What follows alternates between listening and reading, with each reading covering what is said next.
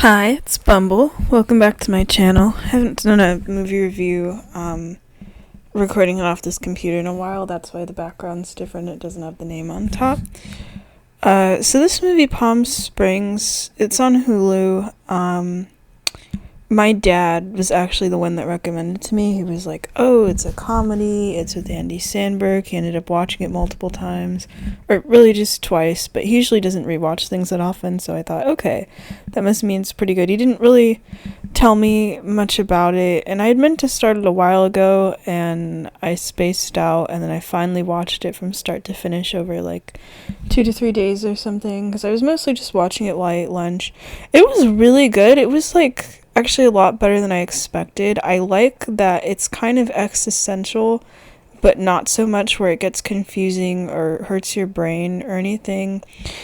The best way I could describe it is it's kind of like Groundhog's Day, not just because the characters are in a time loop, but also because it's kind of more of a character study than anything else. It's like Groundhog's Day, where it's like the actual events that keep happening on the same day over and over again. The people in it don't really like matter, and it's more about the people that are in the loop, and their emotions with dealing with it and each other and stuff. I mean, Groundhog's Day, it's about like one guy that's in this loop alone, and his whole thing is he has to learn. It's almost like a punishment of like he has to learn how to fall in love, and more importantly, learn how to become completely selfless. And it's you see him go through like the full span of the loop and everything, of like he has a whole montage where like Bill Murray's character keeps trying to off himself and kind of just going through like the stages of grief pretty much, and you see the whole range of that,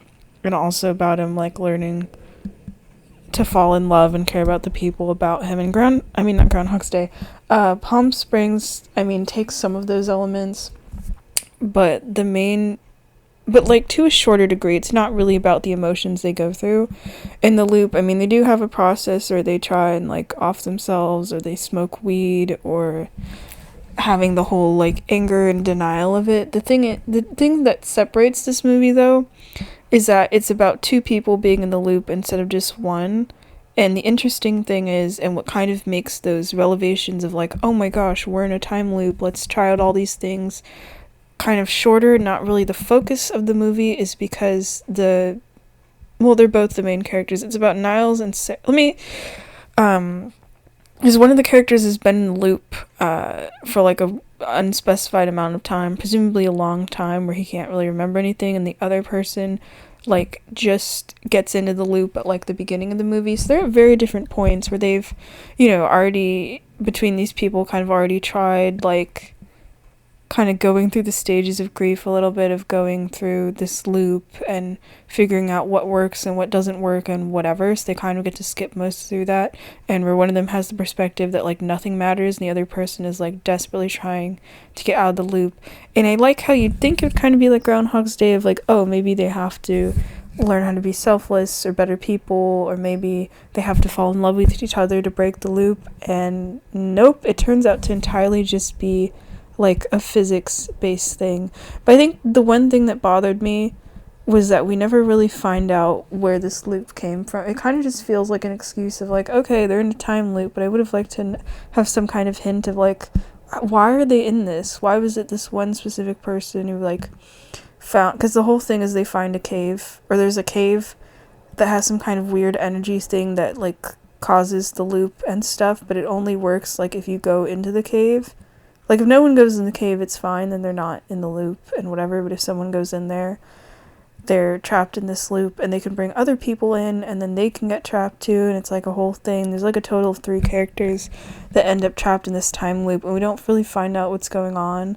There's one part of the movie where the characters end up doing mushrooms, and they see dinosaurs, and you just assume it's part of the hallucinogenics, but then at the end of the movie, when they're out of the time loop, there's still dinosaurs out there in the background. I don't know if that was supposed to represent, like, time is just permanently messed up or something, of, like, why the hell is there dinosaurs out there? Or I don't know if it was really supposed to mean anything. Anyway, let me start at the beginning. I really want to talk about the characters, because that is really, like, the main thing with this movie, and their reactions to stuff and how they grow through the loop, I just found really interesting. So the day that keeps repeating is a wedding, and our main characters, names are Niall and Sarah. Niall is the character that's played by Andy Samberg, and he's someone that ended up in this cave at some point and has been in the loop for a really long time, and neither of them are the people getting married, thankfully. I think it's that his girlfriend, one of their friends, is getting married, so they end up having to go to this wedding. I guess it takes place in Palm Springs in this like not one location, there's like multiple locations in this movie, but that's like the main thing is this wedding. Like they wake up there and everything. His girlfriend is cheating on him. He's not upset by this or anything though. He eventually breaks off the relationship, but she doesn't really matter. Actually, she's kind of more of like a comic relief character. And he's someone that kind of already seems depressed anyway. Like, he's someone who seems like, even without the time loop, he'd probably have the perspective that nothing really matters anyway. We don't really get to learn too much about him from before the loop, and that's kind of on purpose. He doesn't want to let the other person in the loop know that much. But I feel like maybe if he already had that perspective of like things don't matter and he just seems like generally kind of depressed, that being in a loop, wouldn't really change much. I feel like someone who's already in a negative mental state would accept it more and just have the perspective of like nothing really matters. I mean, he can't figure out how to get out of the loop anyway, and he just kind of accepts it and has gone through the whole trial of like, you try all the fun things of like, I can do anything with no consequences. You try like offing yourself and it doesn't really, and eventually you reach the point where nothing really matters. So he just keeps going through this wedding and whatever. And then Sarah is our other main character. I don't remember the actresses that plays her. I've never seen her in anything, but I thought she did a good job. Where Sarah is the older sister to the bride who's getting married. So she's there every day, or, every day in the loop, like her family is there and everything.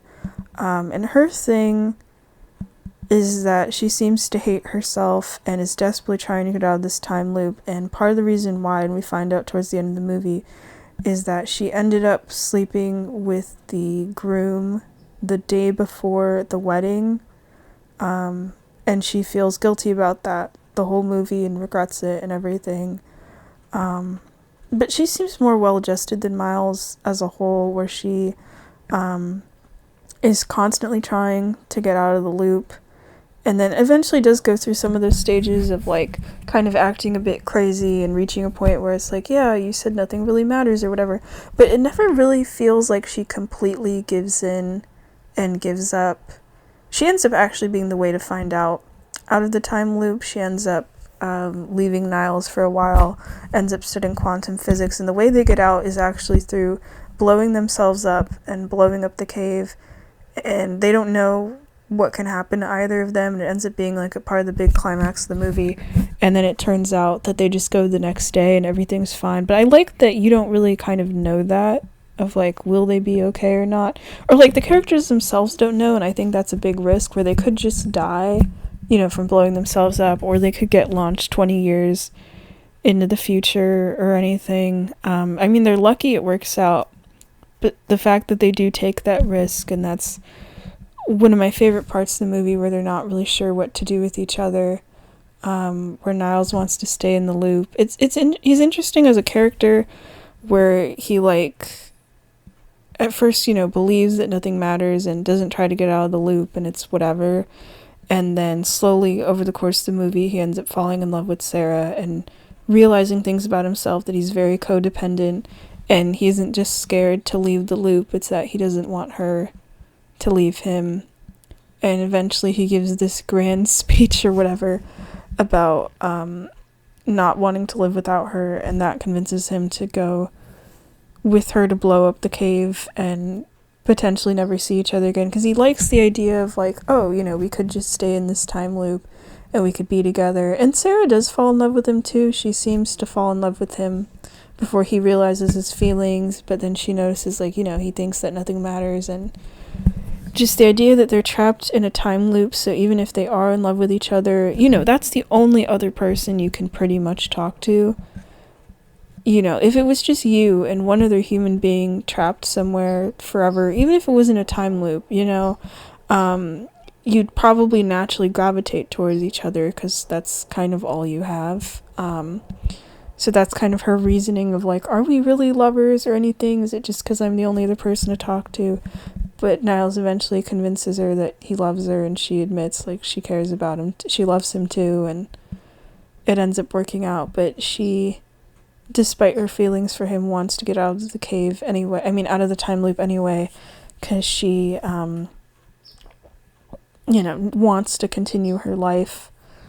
And she does end up apologizing to the groom about, like, we shouldn't have slept together the day before, and even though they're in a loop, the characters both, like, still interact with other people as if they're, like, actual human beings. They have a conversation about that too at one point, about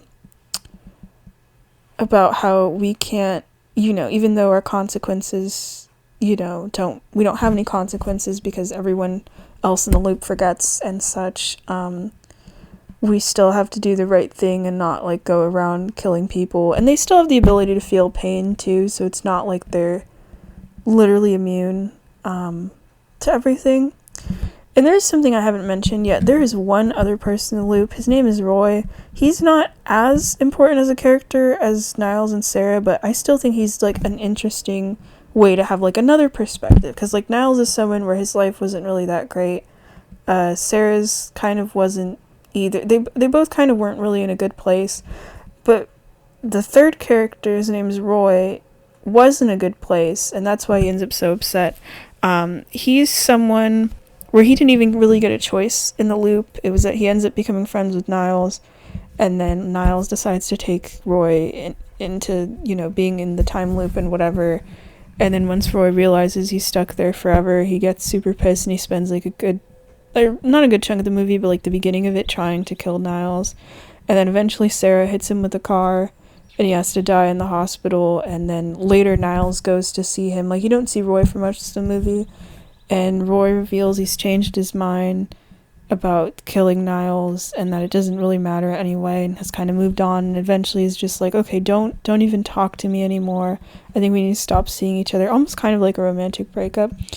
But Roy's POV is interesting because he's a father. He's at a really good point in his life where it's, like, just him and his wife and his 2 kids. When Niles eventually gets to see him again, they're talking in Roy's backyard, and Roy's explaining, like, how good his life is and how good even that one repeated day is with his family. Like, he's lucky that he lives close to the wedding location, so he's just always wakes up at home with his family and stuff. So it's kind of good and bad that he has the frustration of, like, he'll never get to see his kids grow up or anything. And it's more of, like, I feel like he'd probably be fine if it was just him as Roy, like, going through this time loop and whatever. I feel like if you're someone that's by yourself, it would be fine. But that perspective of having a family and having people you care about and not being able to live your life with them. I mean, they're not in the time loop. I mean, I guess in a sense they are. Everyone sort of is. It's not like life is continuing on the outside or whatever, and that's just these 3 people that are stuck. It's that everyone is kind of in this loop, but, like, no one knows, because it's like the day itself is resetting, so these people are resetting. It's like being in your own little, like, pocket universe and stuff. So in that sense, he can't, grow with his family or anything, because it's just this one version of his family that's trapped in, like, this one day. So in that aspect, it's kind of a bad situation, but at the same time, he does have it nice that it's, like, this one good day. It's not like a day where, like, someone in his family dies or anything, and his family's all young and happy, and he gets to just spend time with them. Can you imagine if it was, like, one really, really shitty day, and you had to just be stuck in that one day forever, I mean, in both this and Groundhog's Day, eventually the main characters figure the way out. I mean, with Groundhog's Day, it's kind of more easier in that it has to do with the character development of the protagonist, but in this movie, none of that, it doesn't matter what they do, like whether they decide to be good people or not, or it really is like nothing matters. The only way they get out is, like I said, Sarah ends up studying like quantum physics and figuring out if she blows up the cave, and it's at a specific point too, like when they're going to be sent back through the loop, that'll propel them out of it. It's like being trapped in an energy box. But like, imagine if she didn't take the leap to do that. You know, Miles had already given up. At that point in the movie, he's depressed because he can't find Sarah anymore. And that's another kind of horror of it too, of like, I mean, we find out later in the movie she's fine. She just ends up studying quantum physics in like a bar. She's like, or not a bar, in like a restaurant or something. She's purposely not talking to him. But what if it was that like one day, you know, for whatever reason, I don't know, like you die in this time loop? What if you don't come back, but the other person is still stuck there, you know? Because there's like a good chunk of the movie where it's just Niles and he can't find Sarah anywhere, and he doesn't know where she is. And because she's stuck in the loop too and is aware of it, she could just purposely be going away from him and he wouldn't know. It's not like he can go track her down like he can with, you know, like memorizing everyone else's schedules and whatever. Everyone else is stuck doing the same things they always do. They're almost like NPCs in a sense. But like, he can't find Sarah unless she wants to be found. It's kind of just, there's a lot of like depressing thoughts in that sense that the movie goes through that I think were really interesting. Not in a way where it like made me depressed, but like it kind of forces you to think about these scenarios as if you were stuck in a time loop too. And it's just kind of like, whoa, you know, like it really makes you think about it. But at the same time, this movie is a comedy. There is a lot of funny things that happen, especially when Niles and Sarah are starting to bond and become friends and stuff. And I really like the way their relationship develops, of like, it develops in a normal way where they get to know each other and be kind of silly and whatever, and they end up falling in love and they end up having a fight and then they end up getting back together. But it's to the backdrop of being trapped in a time loop, so it's more existential, of wondering if their romance is even real. Would they fall in love with each other if they weren't the only two people to interact with each other? I mean, Roy's there too, of course. They're not literally the only two people, but, you know. And I mean, there's other people. There's like the wedding and stuff, but, you know, because everyone else isn't aware of the time loop, it's almost like you can't really count on them in a sense. It's almost like they kind of lose their humanity, of like, they're stuck in the same, doing the same motions over and over and over again. You know, I would have thought it was interesting if we didn't find out at the end if they got out of the loop or not. Because, like, with Groundhog's Day, the main character suffered so much that, and you really do live through his hell of having to live forever in this time loop, and his struggle to desperately get out of there, that it's like a big moment in the movie of like, yeah, he made it out. He gets to continue with his life. He's earned his character development. With this movie, I mean, I didn't know going in. Thankfully, my dad didn't remember how the movie ended either, or else he could have possibly spoiled it for me. But, you know, I didn't know if they were going to get out or not. And with the way this movie is, where it's kind of like a less wholesome version of Groundhog's Day, I actually didn't assume that they were going to get out of the time loop. I mean, I had a feeling so, because, like, how else would you end a movie like this? You know, if they just kept going in the loop forever and ever, that would be so depressing. But the way the ending started, I mean, it could have been ambiguous of, like, did they get out or not? Did it even matter? Because it's that they're in a pool, and they end up chatting, and it's like, okay, what do we do now? And it seems like they're kind of in the same place. Like, you'd assume if they were in a loop, they'd probably just leave, but they're chilling in some pool, and it belongs to a family that's out of town, and then the joke is that they end up coming back the next day, and the family's there, and they're like, who the heck are you? Why are you in our pool? And stuff. But I think with the way it played out, it could have been interesting if, like, they were there and they were hanging out, and, you know, it's whatever.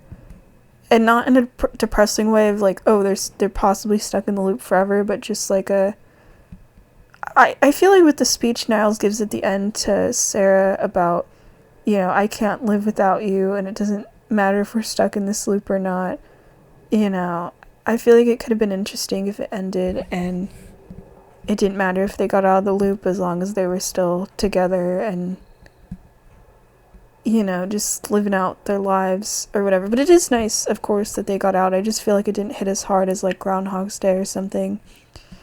Because at that point, but I mean, it's going a different route of like, they're together, they've accepted whether they leave or not, as long as they tried.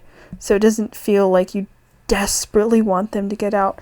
But it's still good. And I did laugh quite a bit at this movie. There's a bar that the characters go to sometimes that's like away from the wedding. And they sort of befriend the people that are there.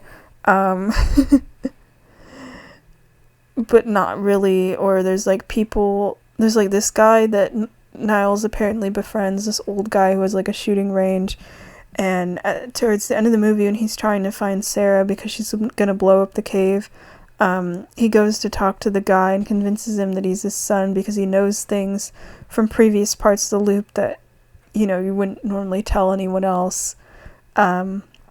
It's a good thing they're good people as well that don't like manipulate being in a loop to their own nefarious purposes of like pretending to befriend people and learning all this information, or like trying to kill people or anything. I'm actually surprised that wasn't in this movie or in Groundhog's Day, where they try to kill themselves but and eventually sink into depression. I don't think in either of those movies they actually try to kill anyone else. Niles does get into a fight with someone, but it's kind of more on Sarah's behalf when he finds out that the groom is cheating on the bride, and then it resets, and it feels good of like, yeah, you're punishing this guy, and then it goes to the next day, and Niles is sitting there really depressed.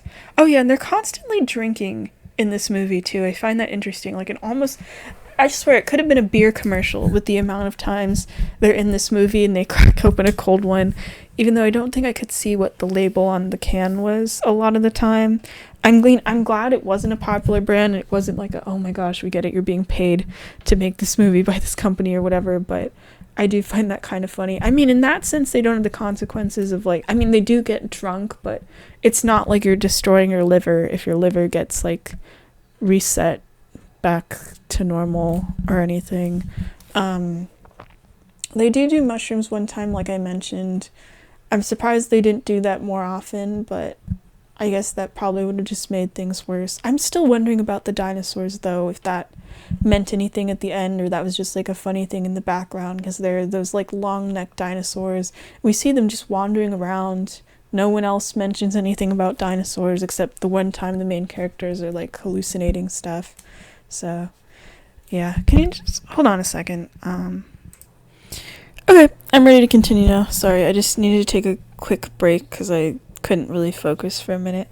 Anyway, final thoughts on this movie. I know I talked mostly about the time loop stuff, and that's like the big thing. I'd love to talk more about the characters and comedy, but I feel like with a lot of the jokes and stuff, and them like bonding together, it's not really something I can like explain. It's just kind of like you have to watch it for yourself. So I know I kind of only skipped around to the more plot important parts of this movie. But yeah, I think overall my favorite scene was before they decide to go potentially blow themselves up. They get into an argument about like staying in the time loop and being in love and having that happiness even if it's not technically real, or going into the cave and blowing it up and potentially getting back to the real world, but you could also just die, and just deciding to take that chance. I don't know what I would pick in that scenario, because having that happiness of like, yeah, you're in the same day every day and everyone around you in that sense kind of isn't like real, but it's the two of you together and you're like lovers, and at least if you get to go through it with someone else and you have this ability to do whatever. And Niles brings up a good point in that scene too of going back to the real world, you'd have to deal with all the shitty things there and whatever, and eventually you would have to grow old and die, because that's the other thing, because it's a repeating day. They don't like age or anything. I mean, they're lucky, that their lives are good, that they're healthy, that they don't have like a broken leg or something the day before the time loop or whatever. I feel like for a lot of people, it could have ended up so much worse. Like, if you really screwed up the day before or something, like, let's say you have a broken leg and you're just stuck with that for the rest of the time loop, like, forever. Like, if you didn't figure out how to get out. So I think the fact that they have it so good and they have each other, and they do eventually grow sick of each other, and they still could have that, you know, you can't probably be happy with someone forever. But just the fact that they could just be happy together in a world with no consequences sounds really, really nice. But then if you eventually wanted to see other people, you know, you can't really do that. You can't really interact with your family or go to places, because they are able to, like, drive to places. They can do anything within that one day, but as soon as they fall asleep, the time loop resets, and eventually they'll fall asleep anyway, so you can't really go anywhere. The rest of the world doesn't matter. It's like if you were stuck on an island or something. Like, yeah, you're together, but you're still stuck on that island, you know. Or you could have the opportunity to potentially leave, but then there's also the risk that you can, I don't know what's scary to me, honestly. The fact that you could just die, so you basically could just be, like, killing yourself for real. Or the fact that because it's, like, time shenanigans, they could have been launched, like, 20 years in the future or something. You could have been launched to being, like, a baby and having to relive your life again. You could have just woken up as, like, an old person and then died for real. There's, like, a million things that could have gone wrong. Like, even though Sarah tries to understand it, there's no, like, guarantee for what could have happened. So it's just, like, are you willing to take that risk and to potentially move on? I don't know what decision I would have made in their shoes. Like, I probably would have gotten sick of being in a loop eventually and would have wanted to leave. But I think it honestly just depends, like, if in a time loop you're stuck by yourself or you're stuck with another person, because that could change the whole game of it, honestly. Like, if you're not by yourself, I could see it of just maybe deciding to stay, and you stay with that person if you like them enough. But if you're by yourself, I mean, I can't imagine not wanting to leave. I don't know, I guess it just depends on your mental space too, because I mean, if your life is shit, but then your life in the your, like, real life, I mean, but then if your life in the time loop is good, like, you're in a good, like, physical place and everything, and you keep finding things to entertain yourself, and maybe you want to just be hypothetically immortal or whatever, you know, then that could sound like a good option too. That's, I think, why I really enjoyed this movie. It brings up so many interesting questions about, like, the nature of time loops and stuff. But then it's also a comedy, so you have things to laugh at. And the characters are both really fun. I felt like they had good chemistry and stuff. I would have even been fine if they didn't become lovers, if they just stayed as, like, really good friends or whatever. I felt like their bond was good enough and they were entertaining enough to watch that it could have gone in any way, and I would have been fine as long as they didn't, like, hate each other by the end. And I thought both the actors did a good job as well. So yeah, I think that makes it so that you have those questions to think about, but it doesn't get so depressing or too scary and existential where you just feel, like, bummed out by the end of the movie. Because some movies do feel like that, where they kind of ask those heavy questions, and then but then if it's too much, it's like it either hurts your brain or it's just, you just feel kind of depressed afterwards. This movie has a good way of balancing out. For the most part, it's, like, it's fun. It's like it's mixing the fun with mixing the characters wondering about their situation and such. So yeah, I really recommend this one. I loved it. I want to find, like, more movies like this.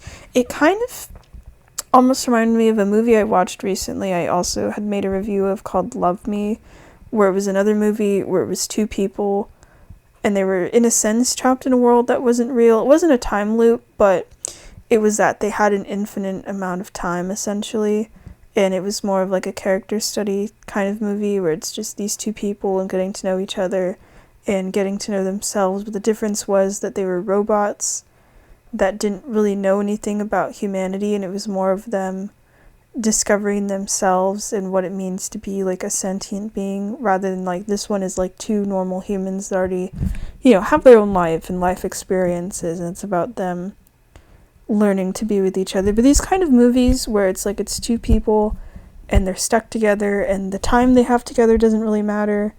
You know, like the chronological sense of time, not like them bonding.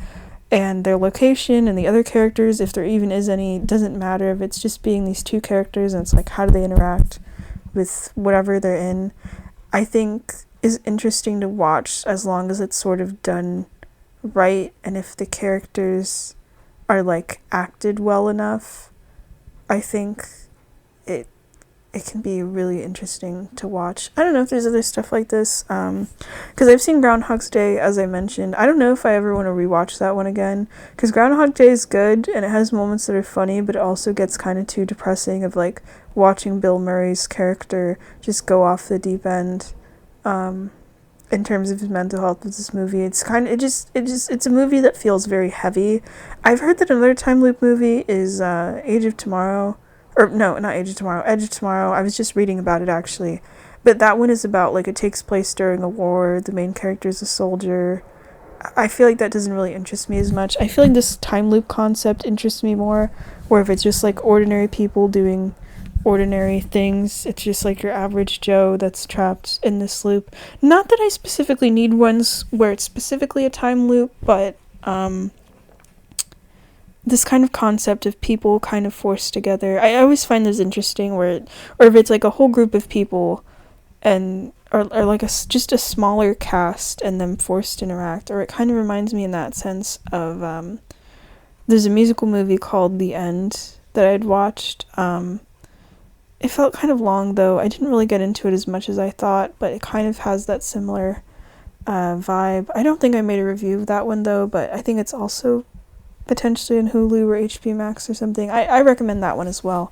But yeah, I think it's just an interesting premise. It always kind of makes me of either time loops or other people. Time travel itself, movies, I feel like they kind of hurt my brain too much and have too many twists. But when it's like a time loop, then I just find it a more interesting concept.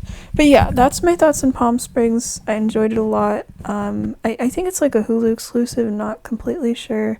It kind of makes me want to watch more stuff with Andy Samberg as well. Because I'm part of the other reason I wanted to watch this was I'm watching the 2011 episodes of SNL where he's still a cast member. So it's kind of nice seeing him this movie again, even though this is from 2020.